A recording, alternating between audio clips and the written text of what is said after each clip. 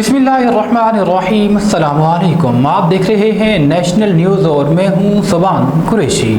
खबर शामिल करते हैं चागी से। हमारे रिपोर्टर गुलबलोच की रिपोर्ट के मुताबिक चागी शहर में नालियों का गंदा पानी रोड पर बहने से ताउन फैलने का खदशा। चागी बाजार में नालियों का गंदा पानी सब्जी गली में तालाब का मंजर पेश कर रही हैं। चागी बाजार में जगह जगह कचरे के ढेर से मुख्तलिफ बीमारियां फैलने का अंदेशा। इंतज़ामिया नोटिस लें। तफसीलात के मुताबिक चागी शहर में निकासी आब का संगीन मसला बिगड़ता जा रहा है। शहर के हर चौराहों पर नालियों का गंदा पानी सड़कों पर निकल कर तालाब का मंजर पेश करने लगा है।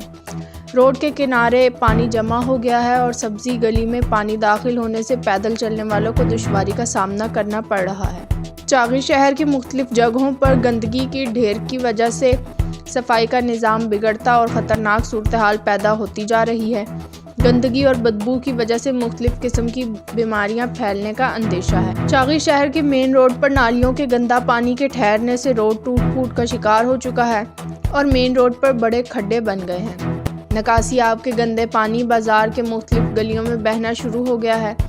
ताफुन और बदबू से दुकानदार सख्त परेशान हैं। निकासी आब का मसला दिन ब दिन संगीन होता जा रहा है।